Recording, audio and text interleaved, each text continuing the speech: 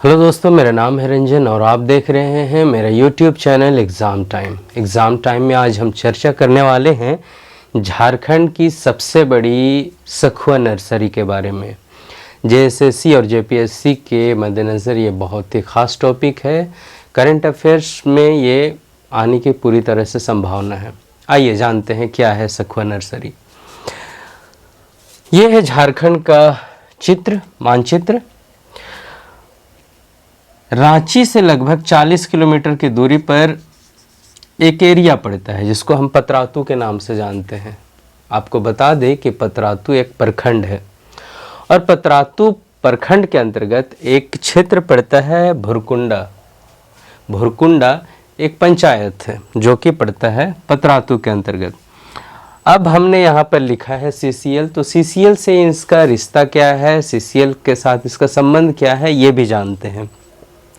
दरअसल सीसीएल एक कोयला निकालने वाली, कोयला से संबंधित एक राष्ट्रीय स्तर की कंपनी है जो कई वर्षों से पतरातू वाले क्षेत्र में कोयले का खनन कर रही है। कोयले का खनन करते करते अब स्थिति ऐसी आन पड़ी है कि कई क्षेत्र में अभी भी कोयले का निकासीकरण चला ही आ रहा है, लेकिन कई ऐसे भी क्षेत्र हैं जहां से कोयला पूरी तरह से निकाल लिए गए हैं और वो क्षेत्र अभी पूरी तरह से बंजर पड़े हैं। ऐसे में सीसीएल कंपनी की तरफ से एक विचार किया गया और उस विचार के अंतर्गत सीसीएल जैसी कंपनी ने सोचा कि क्यों ना यहाँ पर एक सखुआ वृक्ष की नर्सरी लगाया जाए और ताकि ये पर्यावरण की दृष्टि से भी बहुत ही लाभप्रद सिद्ध हो सके। इसके लिए सीसीएल कंपनी की तरफ से 9 एकड़ ज़मीन का चयन किया गया। 9 एकड़ ज़मीन का चयन करने के बाद ये जो प्रोजेक्ट है इसको 2 फेज़ में बांट दिया गया, फेज़ 1 और फेज़ 2। फेज़ 1 के तहत 3 एकड़ भूमि का चयन किया गया। 3 एकड़ भूमि चयन करने के बाद इस चयनित भूमि को पहले समतलीकरण किया गया और समतलीकरण करने के बाद यहाँ निर्णय लिया गया कि इसमें लगभग 50,000 जो पौधे हैं ये तैयार किए जाएंगे। 50,000 पौधे तैयार करने के लिए मार्च के महीने में बीज बो दिए जाएंगे, जबकि जून के महीने में जब बीज जो है पौधे का रूप ले लेंगे तो उसको बेच दिया जाएगा। ऐसे में जो पहला फेज़ है उसमें लगभग 50,000 वृक्ष बेचने का लक्ष्य रखा गया है सीसीएल कंपनी की तरफ से। और फिर दूसरे फेज़ में इसकी जो क्षमता है 50,000 की जो क्षमता है इसको फिर बढ़ाया जाएगा।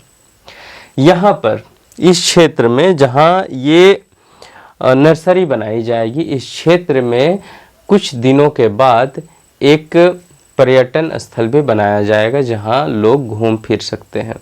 तो ये सीसीएल कंपनी की तरफ से बहुत ही महत्वपूर्ण निर्णय है, क्योंकि पर्यावरण की समस्या आजकल बहुत बढ़ गई है। राष्ट्रीय स्तर पर, वैश्विक स्तर पर और क्षेत्रीय स्तर पर भी इसके परिणाम जो है दुष्परिणाम देखने को मिलते हैं। ऐसे में सीसीएल कंपनी की तरफ से उठाया गया ये महत्वपूर्ण कदम है।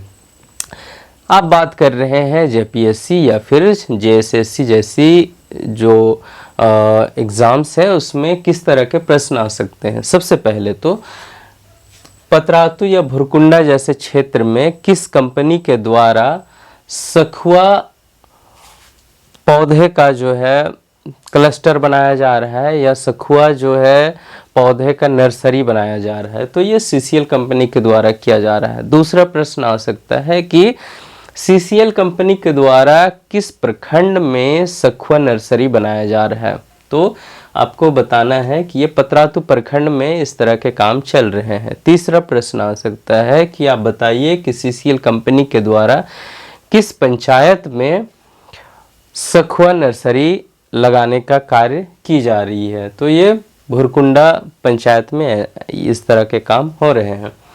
अगला प्रश्न आ सकता है कि सखुआ का जो पौधा है इसके लिए कितने एकड़ भूमि का चयन किया गया है, तो इसमें 9 एकड़ भूमि का चयन किया गया है। अगला प्रश्न आ सकता है कि सीसीएल कंपनी के द्वारा भुरकुंडा या पतरातू वाले क्षेत्र में सखुआ नर्सरी का शुभारंभ किया जाने वाला है या आरंभ किया जाने वाला है।